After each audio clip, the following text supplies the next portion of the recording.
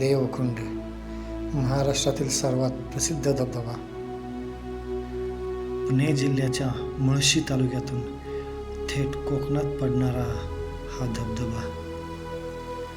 रोज शेकडो लोक हा धबधबा पाहायला येतात.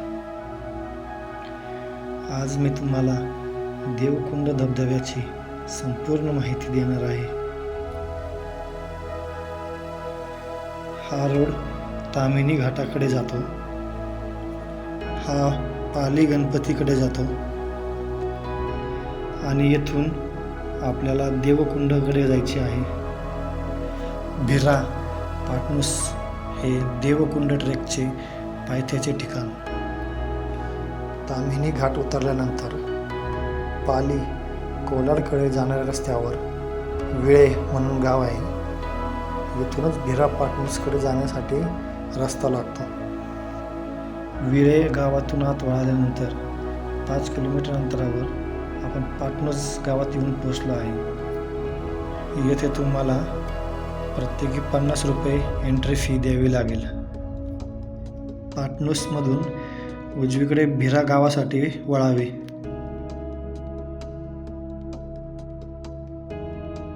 भिरा गावात आल्यावर पहिल्यांदा आपल्याला टाटा पॉवर प्लॅन दिसतो. तिथून डावीकडे देवकुंडकडे जाणारे बॅनर लावले आहेत.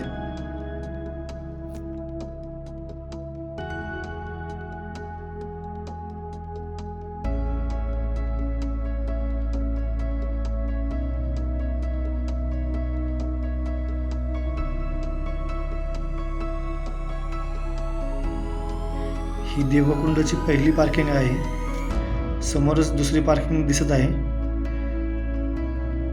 एकूण 2 पार्किंग आहेत आणि खरा देवकुंडचा ट्रेक दुसऱ्या पार्किंगपासूनच चालू होतो. दुसऱ्या पार्किंगला जाण्यासाठी ह्या रोडने जावा. शनिवार रविवार दोन्ही पार्किंग फुल असतात. मग तुम्हाला ह्या पार्किंगपासून दुसऱ्या पार्किंगपर्यंत चालत जाऊन तेथून ट्रेक सुरू करावा लागेल. पहिल्या पार्किंगच्या हॉटेल मागून दुसऱ्या पार्किंगपर्यंत जाण्यासाठी पायवाट आहे. ही देवकुंडची दुसरी पार्किंग जिथून आपल्याला ट्रेकला सुरुवात करायची आहे.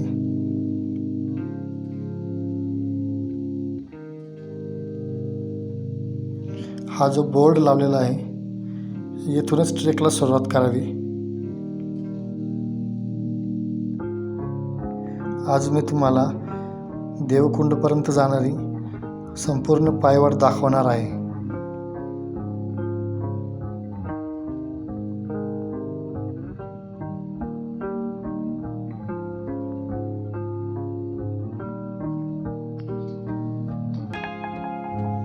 वाटेत तुम्हाला बरेच पाण्याचे प्रवाह भेटतील.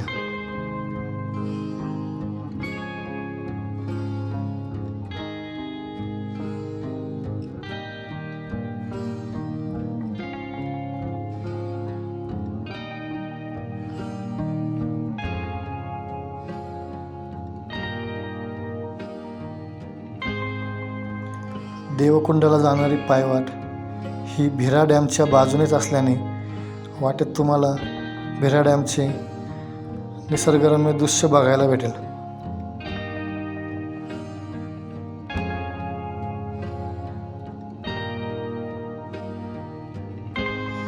जागोजागी देवकुंडाला जाणारे बॅनर लावलेले आहेत आणि जिथे जिथे पाण्याचे प्रवाह आहेत तिथे लोकल गाईड मदत करण्यासाठी आहेत. पावसाळ्यात बऱ्याच प्रवाहांना जास्त पाणी असते.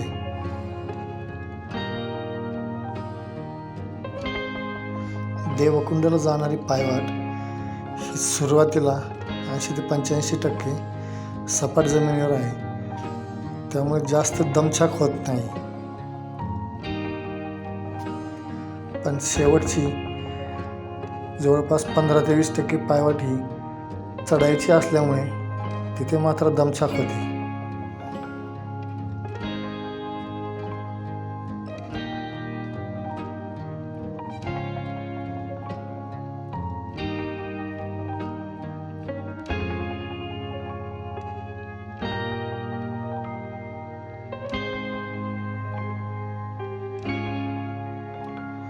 आणि पुन्हा एकदा वाटेत भिरा डॅमचे पाणी देवकुंडच्या पायवाटेपर्यंत पोहोचलेले दिसते.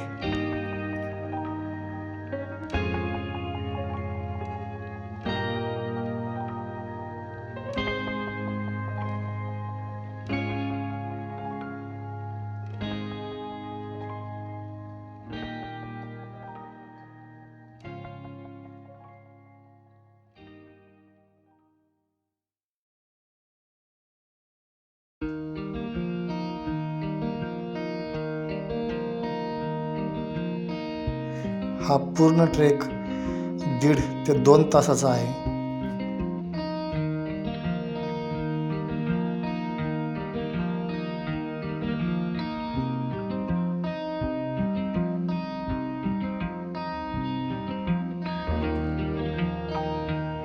पाच ते 6 वर्षापूर्वी जेव्हा मी देवकुंडला पहिल्यांदा आलो होतो तेव्हा मी आणि माझे मित्रच फक्त इथे होतो, दुसरे कोणीही नव्हते.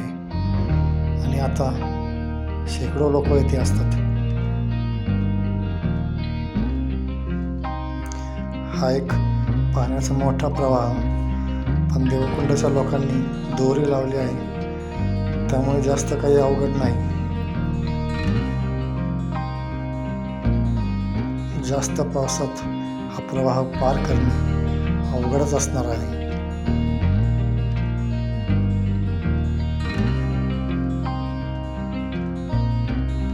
एकदा कल्पना करून पहा, जास्त पावसात इथे किती पाणी असेल.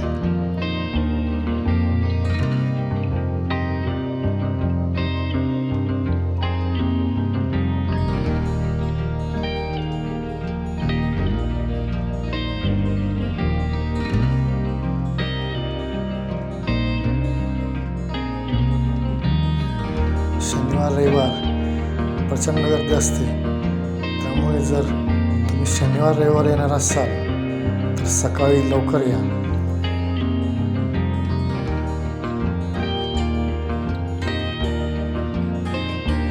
समोर भिरा डॅमच्या पलीकडे काठावर एकमेव घर दिसते, मस्त.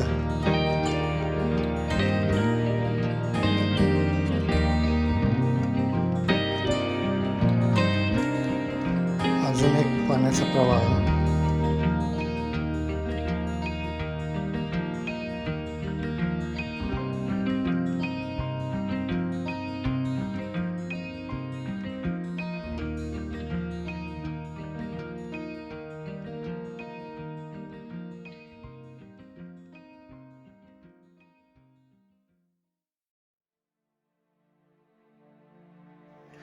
त्या 2 डोंगरांच्या मध्ये देवकुंड धबधबा आहे.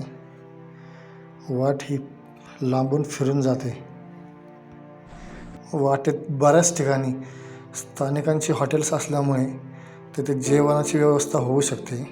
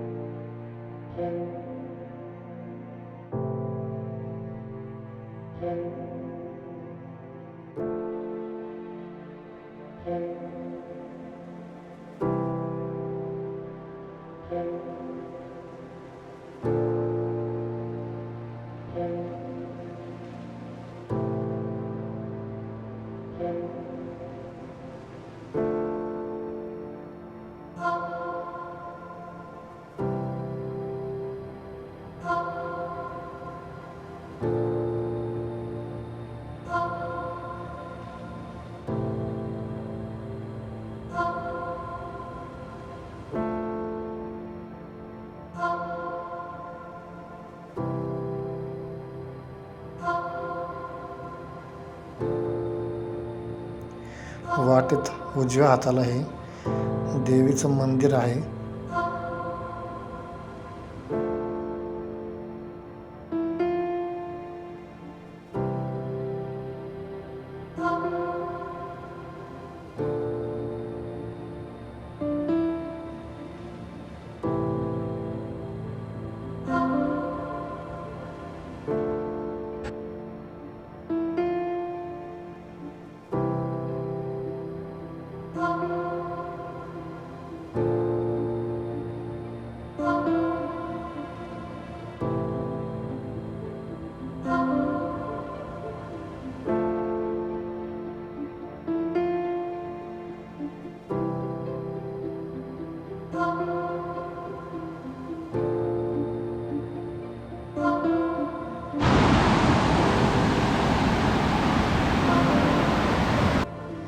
पाण्याचा हा प्रवाह आपल्याला येथून पार करायचा नाही.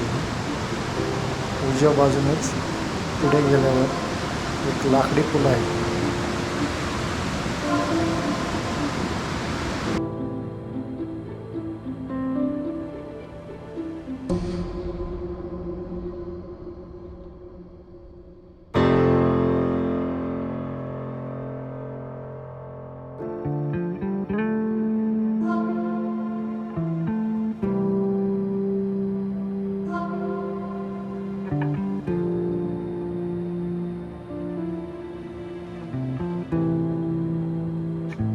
येथे आल्यावर हा प्रवाह पार करण्यासाठी 2 मार्ग आहेत. एक लाकडी पुलावरून आणि दुसरा पाण्यातून. जर पाणी जास्त असेल तर लाकडी पुलावरूनच जावे. लाकडी पुलावरून जाण्या येण्यासाठी एकाच वेळी प्रत्येकी 20 रुपये घेतात.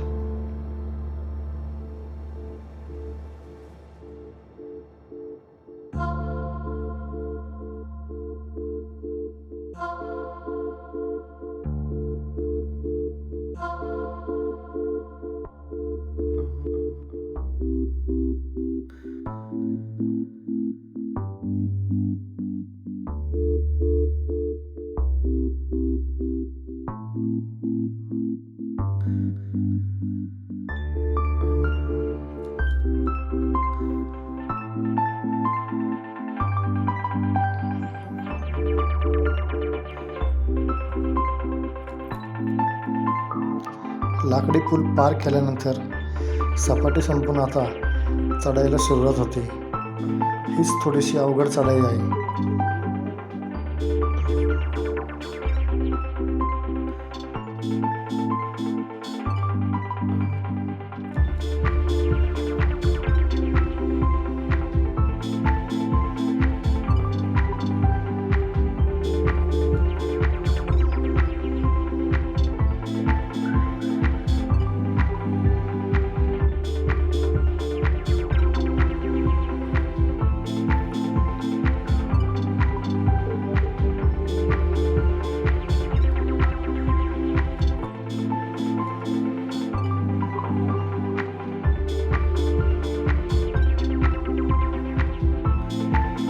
प्रत्येक अवघड ठिकाणी लोकल गाईड मदत करण्यासाठी आहेत.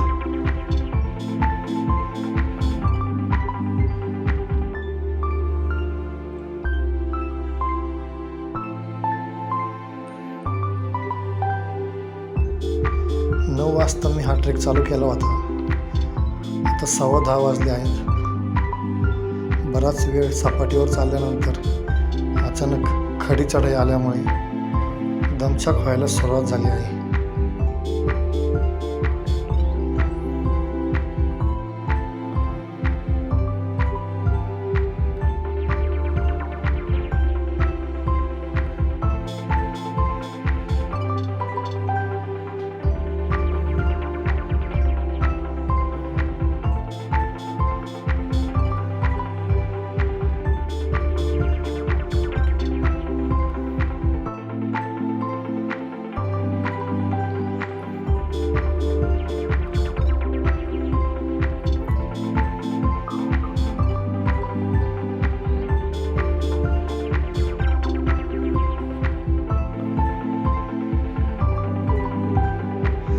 चढाईवर सावली असल्यामुळे त्रास जरा कमी होतो.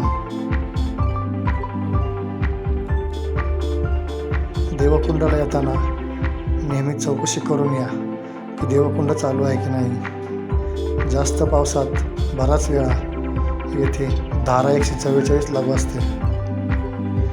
बऱ्याच वेळा पाण्याचा प्रवाह वाढल्याने लोक अडकून पडतात व त्यांचा रेस्क्यू करावा लागतो. तसेच दुपारी 2 नंतरही देवकुंडाला सोडत नाहीत.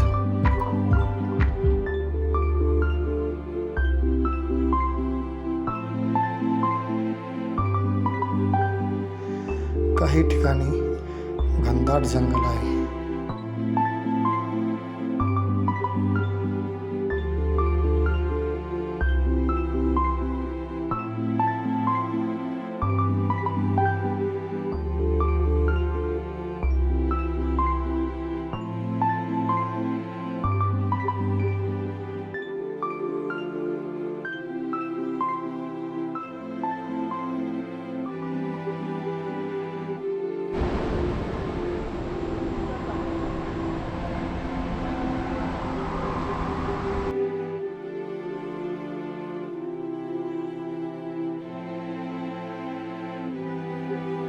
ह्या पॉईंटला आल्यानंतर झाडांमधून देवकुंडाचे पहिले दर्शन होत आहे.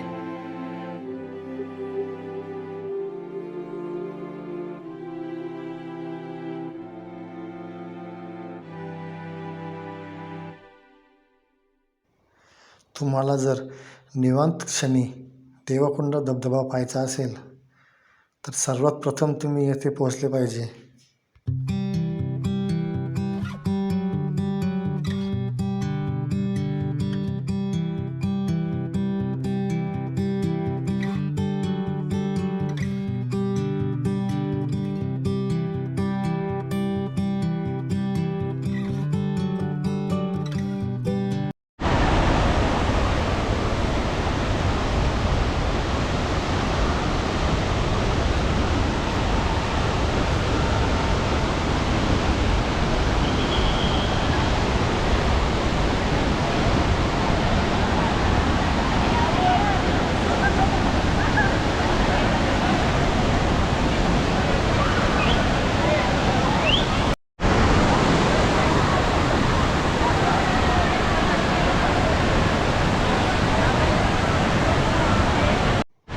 हा ट्रेक मी फ्रायडेला केलेला आहे, तरी आज भरपूर गर्दी आहे.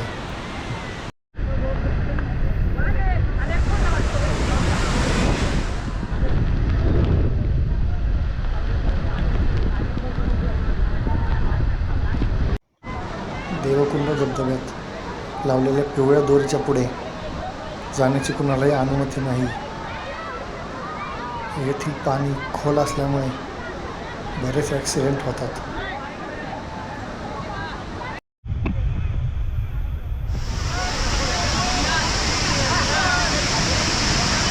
आवडल्यास सबस्क्राईब जरूर करा.